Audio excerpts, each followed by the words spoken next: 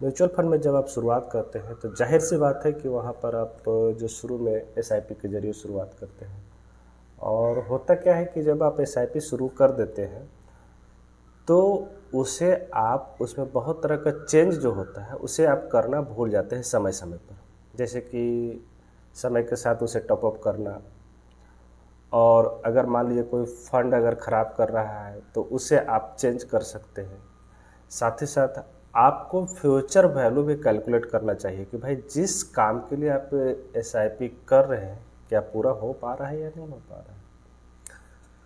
मान लीजिए कि आज आपने शुरुआत किया म्यूचुअल फंड में, 10,000 रुपये की एसआईपी कर दिया, बहुत ही अच्छा है। 10,000 रुपये की आपने एसआईपी शुरू कर दी। 20 सालों के लिए आपने सोचा कि मेरा रिटायरमेंट प्लानिंग है और मैं 20 सालों के बाद रिटायर हो जाऊँगा। मान लीजिए अभी आपका एज 30 साल है, 50 साल के बाद मुझे रिटायर होना है, ठीक है। तो 10,000 रुपये वेल एंड गुड, आज के डेट में देखा जाए तो अच्छा है। हालांकि जितना भी इन्वेस्ट कीजिएगा वो कम ही होता है। वहाँ पर आप रिटर्न मान के चलते हैं 15% का रिटर्न आपको मिलता है। बहुत सारे लोगों में यह होता है ना कि रिटर्न वहाँ पर बढ़ा करके करते हैं, 20% 30% तक रिटर्न देखते हैं। हालांकि कुछ कुछ फंड रिटर्न कभी कभार एक आध साल दे देते हैं, तो उस तरह से आपको वहाँ पर कैलकुलेट नहीं करना है कि भाई 20% रिटर्न या 30% रिटर्न हमेशा मिलता ही रहेगा। यह पॉसिबल नहीं है। हाँ, ऑन एन एवरेज देखा गया है कि बहुत सारे ऐसे फंड में अच्छा रिटर्न मिला है। लेकिन मान लीजिए हो सके आपके जिम में वह फंड नहीं आया हो तो आपको नॉर्मल रिटर्न लेकर चलना है, 15% का रिटर्न मान के चलिए। 20 साल के बाद जो यह है आपको जो है टोटल इन्वेस्टमेंट अमाउंट 24 लाख रुपया होगा। 10,000 रुपये के एसआईपी आप शुरू किए थे, 24 लाख रुपये, और उस पर जो गेन होगा 1,28,00,000 का गेन हो जाएगा। बहुत ही अच्छा राशि तैयार होगी। कितने सालों के बाद, ध्यान रखें, 20 सालों के बाद। टोटल मैच्योरिटी वैल्यू 1,22,00,000, बहुत ही अच्छा।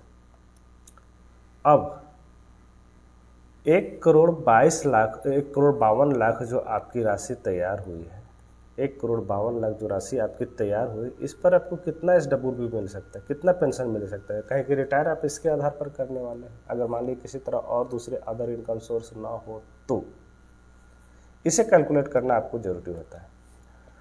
तो इस केस में सबसे पहले आपको फ्यूचर वैल्यू आपको पता होना चाहिए कि भाई ठीक है, हमको कितना अमाउंट की ज़रूरत पड़ेगी।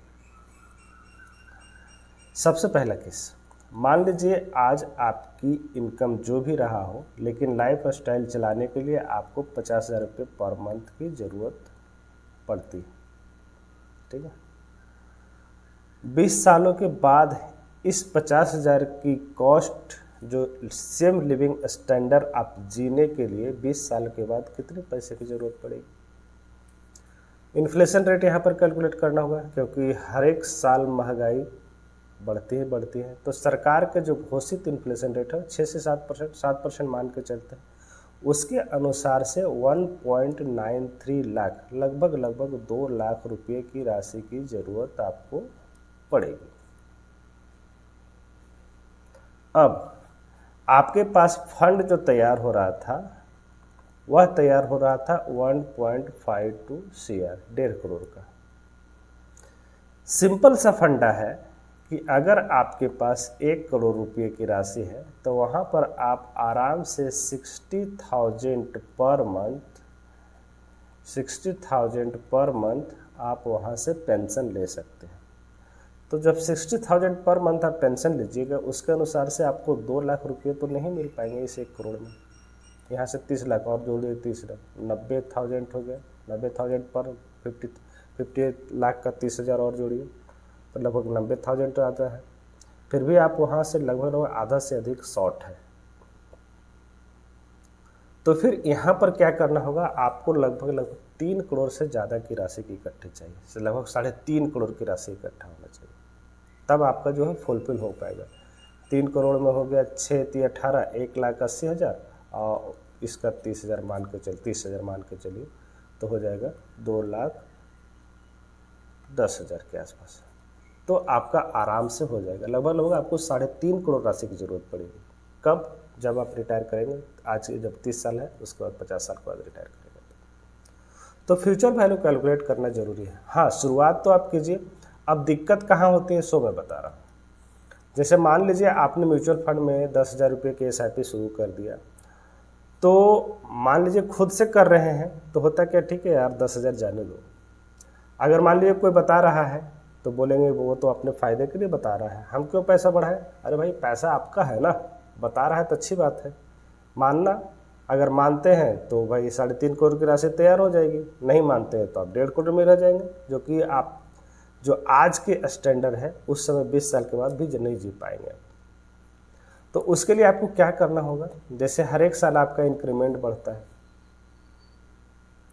समय आपके पास लिमिट है, समय बढ़ा नहीं सकते। समय 20 साल के बाद मान लीजिए है, ठीक है 2-4-5 साल इधर उधर हो सकता है, लेकिन इससे ज़्यादा तो नहीं हो सकता ना, अगर आपने ठान लिया है तो उसमें क्या होगा कि मान लीजिए अभी जैसे आपकी जो है इंक्रीमेंट बढ़ती है या किसी कारण से और पेमेंट कहीं से आता है, तो वहाँ से आप जो है 10,000 रुपये की राशि को बढ़ाइए, 11,000 कीजिए, 12,000 कीजिए। इसको कहीं ना कहीं टॉपअप आप करते रहते हैं।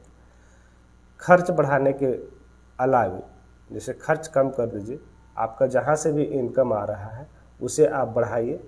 तो आपकी देखेंगे, जैसे मान लीजिए 1,000 रुपया पर मंथ ही 1,000 रुपया अगले साल से अगर बढ़ा देते हैं तो देखिए कितना फ़र्क होता है।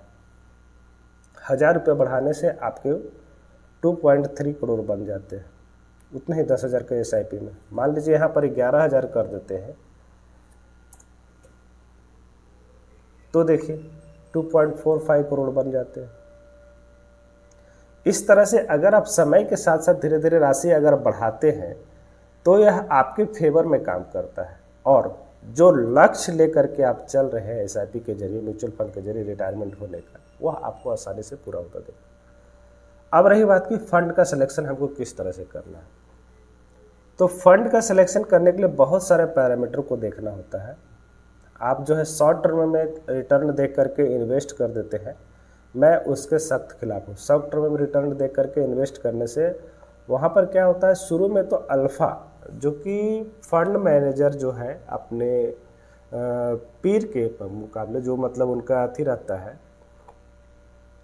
जो उनका बेंचमार्क रहता है, उससे कितना एक्सेस रिटर्न देते हैं, यही वो अल्फ़ा कहलाता है, और इसी के आधार पर लोग रिटर्न करते हैं। तो अल्फ़ा देखने पर होता क्या है कि शुरू में ठीक ठाक लगता है तो आप उसमें रिटर्न तुरंत इन्वेस्ट कर देते हैं, बहुत अच्छी बात।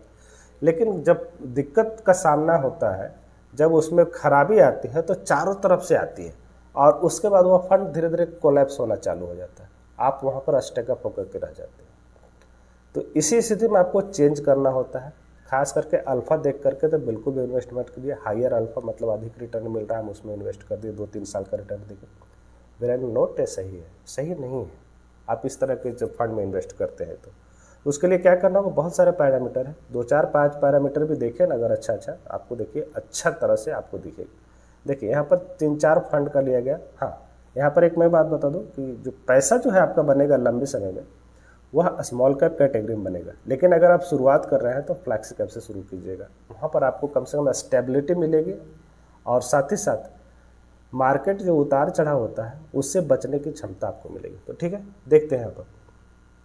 देखिए पैरामीटर्स को आपको ध्यान में रखना पड़ेगा, तभी आपका पैसा बनेगा, अन्यथा नहीं बनेगा। तो सबसे पहले देखिए यहाँ पर जो अल्फ़ा की बात कर रहे थे, यहाँ पर 4-5 फंड का मैं कंपेरिजन दिखा रहा हूँ। Quant small cap, Tata small cap, Canara, axis और निप्पॉन, सभी स्मॉल कैप कैटेगरी का। नोट रिकमेंडेशन नहीं है, आप कोई फंड लेने मत लीजिएगा, लेकिन सिर्फ कंपेरिजन के लिए मैं बता रहा हूँ। आज के डेट में देखा जाए तो क्वांट जो सुपर फंड चल रहा था, वहाँ पर अल्फ़ा निकल के आ रहा है 6.16, इसका धीरे धीरे डाउन हो रहा है। इसका बहुत ज़्यादा 15-14-15 चलता था अल्फ़ा, अभी देखिए नीचे आ रहा है। कारण इसके पीछे है, वो कारण को समझिए। वहीं पर जो निप्पॉन जो सदाबहार फंड है, एकदम वेल मेंटेन, लगभग 8 से 10 के बीच में अल्फ़ा रहता है इसका, यहाँ पर देखिए 9.47। वहीं दूसरी कैटेगरी में टाटा का देखिए 7.31, कैनरा का 6.61 और एक्सिस का 5.61, कम है। एक नंबर पे यहाँ पर देखेंगे तो निकल करके आता है निप्पॉन का स्मॉल कैप फंड। उसके बाद जब बीटा की बात की जाए तो 1 से जितना कम होगा उसके लिए उतना ही बेहतर होता है। 1 से जितना कम हो, सभी का 1 से कम तो है, लेकिन उससे कम किसका है, तो सबसे कम में देखेंगे तो यहाँ पर एक्सिस का स्मॉल कैप का सबसे कम है, 0.63, लेकिन यहाँ पर कम देख करके ही या अल्फ़ा देख करके इन्वेस्ट ना कीजिए, बहुत सारे पैरामीटर उसको और देखिए। शॉर्ट-टर्म रेशियो की बात कीजिए, जिसका ज़्यादा होगा वो बेटर होगा। तो यहाँ पर देखिए सबसे ज़्यादा किसका है, तो कैनरा का है, सॉरी या निप्पॉन का है। निप्पॉन का है 2.84, उसके बाद कैनरा का है 2.76। शार्प रेशियो जितना ज़्यादा होगा उतना ही बेटर माना जाएगा।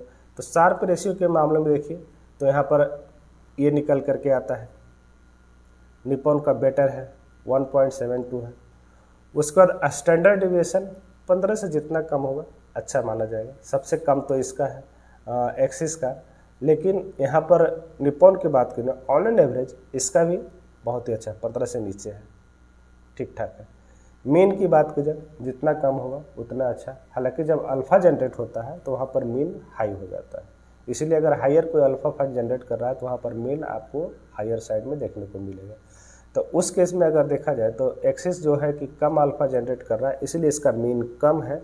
लेकिन यहाँ पर हम लोग देखिए कितना पैरामीटर देखें, टोटल 1 2 3 4 5 6 पैरामीटर में आप देखेंगे तो 3 में एक्सिस और 3 में जो है निप्पॉन बेटर है। तो आपको अगर सेफ साइड में खेलना है तो इसके अलावा और कुछ देखने होंगे पैरामीटर, जैसे कि इसका जो है फंड साइज। सबसे पहले देखिए फंड साइज किसका ज़्यादा है, तो फंड साइज में देखेंगे आप निप्पॉन और एक्सिस में सबसे ज़्यादा है फंड साइज निप्पॉन का 51,000 करोड़ जो है फंड मैनेज कर रहा है। वहीं पर एक्सिस की बात करें 20,000। यहाँ पर भी क्लियर कुछ लोग सोचते हैं कि भाई जब फंड ज़्यादा हो गया तो उसे रिटर्न कम हो जाएगा, बिल्कुल भी नहीं होता है। ऐसा आप सोचिएगा मत कि फंड साइज जब ज़्यादा हो गया किसी फंड का तो वहाँ पर रिटर्न कम हो जाएगा, नहीं। फंड मैनेजर के पास एबिलिटी होती है कि वह जो है ज़्यादा फंड को मैनेज करते हुए अच्छा अल्फ़ा निकाले।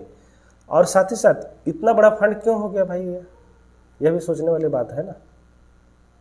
तो इतना बड़ा फंड होने का एक कारण होता है कि लोगों का इस फंड के प्रति विश्वास है। इस फंड में ज़्यादा लोग पैसा इसलिए इन्वेस्ट कर रहे हैं ताकि उनका पैसा बन रहा है, इसीलिए इस फंड में इन्वेस्ट कर रहे हैं। फिलहाल मैं आपको बता दूं कि Nippon India small cap fund में लमसम इन्वेस्टमेंट बंद है, आप SIP के जरिए ही इन्वेस्ट कर सकते हैं। Systematic withdrawal systematic transfer plan भी बंद है इस फंड में। तो यहाँ पर देखिए उसके बाद दूसरा आप देखेंगे पैरामीटर, आप एक्सपेंस रेशियो की बात की जाए तो वहाँ पर सबसे कम एक्सपेंस रेशियो के मामले में यहाँ पर देखेंगे तो टाटा का है 0.34%, यहाँ पर टाटा का सबसे कम है। लेकिन क्वांट जो है 0.68% 0.68% आपका ले रहा है एक्सपेंस, आपके खर्च ले रहे हैं, आपके मतलब जो खर्च चलाने के लिए होते हैं, एम से चलाने के लिए खर्च होता है, आपसे चार्ज किया जाता है 0.68% दिया जा रहा है, जो कि बहुत सारे पैरामीटर जो है इसके बेटर है। तो थोड़ा खर्च ज़्यादा ले रहा है, कोई दिक्कत नहीं, चलेगा, आप दे सकते हैं फंड मैनेजर को, क्योंकि वो आपके लिए अच्छा रिटर्न बना करके दे रहा है। इसलिए यह कोशिश रखिए, यह कोई ज़रूरी नहीं है कि जिस फंड का अगर मतलब एक्सपेंस रेशियो कम है वही फंड लेना, ऐसा कोई ज़रूरी नहीं। अगर वह अच्छा फंड है तो अगर थोड़ा ज़्यादा भी चार्ज कर रहा है कोई दिक्कत नहीं, चलेगा, क्योंकि आपको अच्छा रिटर्न बना करके दे रहा है ना। उसके बाद अगर देखा जाए टर्नओवर की बात की जाए तो टर्नओवर किसी भी पोर्टफोलियो का जितना कम होगा वह उतना ही अच्छा माना जाता है। इस कंडीशन में आप देखेंगे तो सबसे कम टर्नओवर टाटा का निकल करके आता है, लेकिन आप निप्पॉन का देखेंगे, निप्पॉन भी अच्छा ही है। तो इस तरह से आप फंड को सेलेक्ट करने के लिए बहुत सारे पैरामीटर, जो कम से 15 पैरामीटर होते हैं, अगर 8-10 पैरामीटर भी अगर आप चेक करके उसमें इन्वेस्ट करते हैं तो आगे चल करके आपको धोखा का सामना नहीं करना पड़ेगा। और जिस लक्ष्य के लिए आप वहाँ पर इन्वेस्ट कर रहे हैं, जो भी फंड आप वहाँ पर सेलेक्ट करें, क्योंकि फंड जो है सभी खराब नहीं होते, फंड सभी अच्छे होते हैं, सिर्फ आपका नज़रिया किस तरह से आप उसमें इन्वेस्ट कर रहे हैं, SIP के जरिए, लमसम के जरिए, अगर मार्केट गिरता है तो लमसम कर रहे हैं या नहीं कर रहे हैं, यह सबसे इम्पोर्टेंट होता है। तो इस बात को समझिए और म्यूचुअल फंड में जल्द से जल्द शुरुआत कीजिए, एसेट प्लस के साथ शुरुआत कीजिए। लिंक जो है डिस्क्रिप्शन में दिया हुआ है, वहाँ से लॉगिन कीजिए। अगर किसी भी तरह का दिक्कत होता है तो ज़रूर कॉल कर सकते हैं, आपको पूरी सहायता कीजिए। तो ठीक है, आज के वीडियो के लिए इतना ही। वीडियो देखने के लिए बहुत बहुत धन्यवाद, थैंक यू।